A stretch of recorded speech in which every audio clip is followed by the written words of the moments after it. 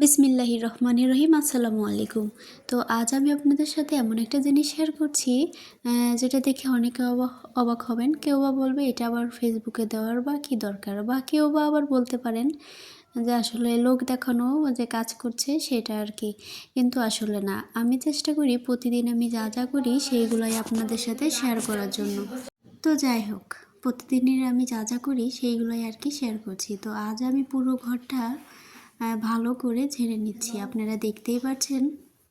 প্রথমেই কিন্তু আমি পুরো ঘরটা ভালো করে ঝেড়ে নিচ্ছি। তো এখানে কিন্তু অন্ধকার অন্ধকার, আসলে এত বড় একটা ঘরে মাত্র 2টা আলো, 2টা লাইট। তো যাই হোক, এত কিছু না বলি, বাড়িটা তো আর আমার না যে আমি এত কিছু বলতে যাব। যাই হোক, আমি কিন্তু পুরো ঘরটা ভালো করে ঝেড়ে নিচ্ছি।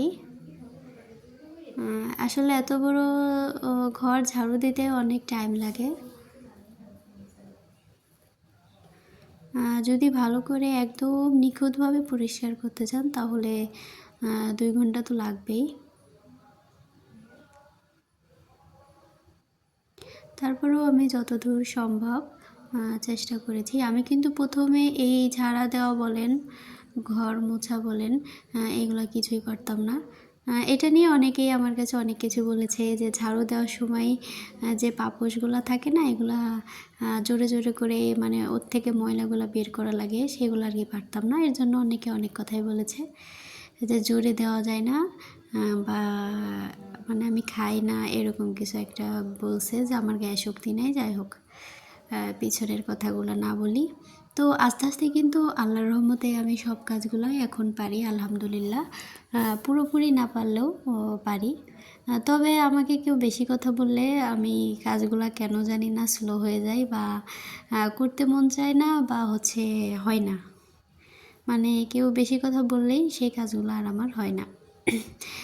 আছে না যে অনেক বাড়িতে মানে একটা জিনিস পারবেন না, বা একটা জিনিস করছেন সেটার খুঁত মানে তিলটে তাল বানানো, এরকম কিছু একটা।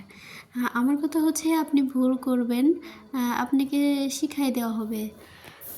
আর আরেকটা কথা হচ্ছে নিজের মতো আগে মানে করতে দিতে হয়। সবার কাজ তো আর এক না, এক একটা মানুষ এক এক রকম। তো কাজগুলোও তো এক এক রকম হবে, তাই না?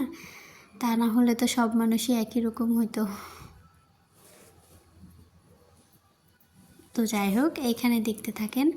আমি কিন্তু প্রথমে আমার রুমটা এইভাবে মুছে নিচ্ছি। খুব সুন্দর করে মুছে নিচ্ছি।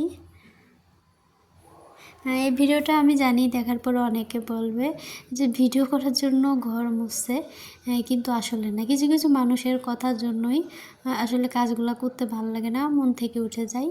আর যারা অতিরিক্ত খুঁত ধরে তাদের কাজ তো আমার করতেই ভালো লাগে না। তো যাই হোক, আলহামদুলিল্লাহ আমি কিন্তু পুরো ঘরটাও সুন্দর করে মুছে নিচ্ছি। এখন কিন্তু বাজে হচ্ছে রাত 10টা। আসলে মানে সারা সকাল বা দুপুর যাই বলেন, আমি কখনোই বাবুর জন্য সময় পাই না, সেই জন্য আর কি এখন করছি।